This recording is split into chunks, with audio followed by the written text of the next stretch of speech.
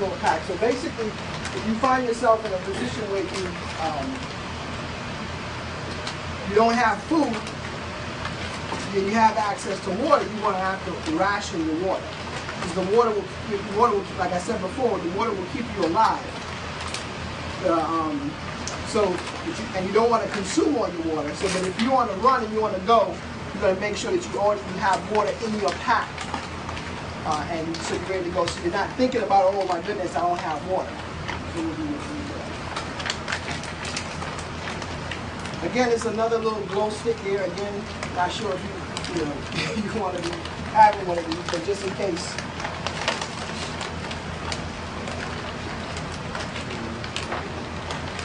Some more water.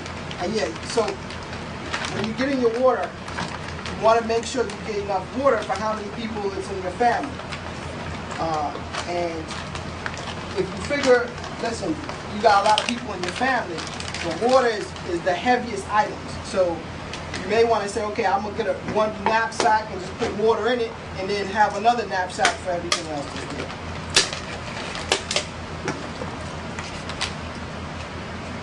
And this right here, what they have is the little food rations. Basically like a food bar.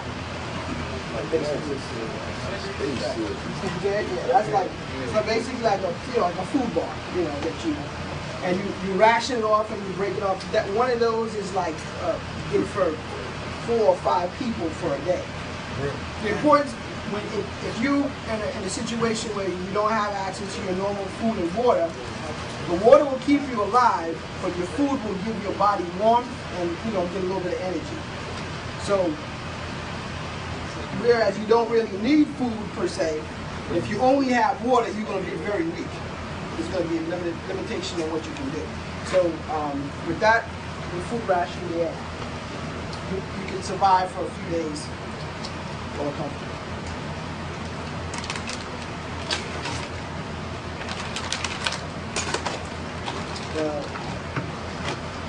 Anybody have any questions so far?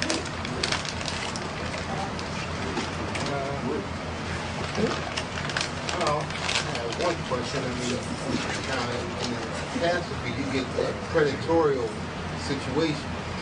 Is that little razor going to? Well, this ain't. Yeah, that's the utility knife ain't for that. If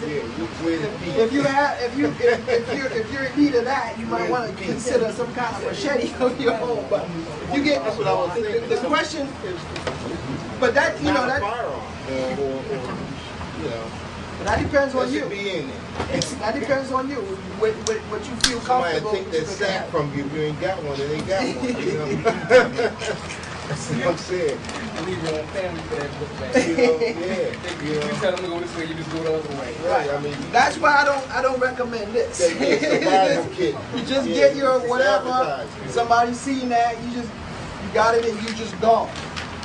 Somebody asks you where you going, you don't know, but you're going. Right. Exactly. So you don't want to draw any I will take any attention to yourself. How much it cost for the survival kit? Well, I paid for this one of these bags $125. However, I believe that if you build it on your own, you can build it for cheap. And that's one of the reasons why, when I spoke to the car that I got it, I said, let me come and speak and just show you what we got. That way you can kind of go out there and get it yourself. Right. You go out and get some food bars. You don't necessarily have to do this. You don't get some bars. Where would you get the water first to pay for the package? Oh, you can get them at drugstores, or you can get them on that website that's there. Either place. I have another question now. The water tank, does it indicate on there how long, if that's each bag is for per person? Is that a 3-day supply of water for the person? Right. All of this is a 3-day supply. So basically, this will be a 3-day supply for one person. Okay. Right? And it tells you the shelf life it has on it. Right. So in case you have it for a lot longer. But when the packs came, and my son was like, well, oh, Dad, when are we going to use it? I'm like, hopefully we don't have to. You know, this is in case of an emergency, you know. But yeah, you know, hopefully we don't have to use this. Hopefully we find a way to do what we got to do before everything goes down here. But in the event we don't, we're ready. And then finally what they have here is these basically these little ponchos. Going when it's raining or whatever the case may be. And so, again, what you want to do is you want to make sure how many people you have in your family. That's what you got.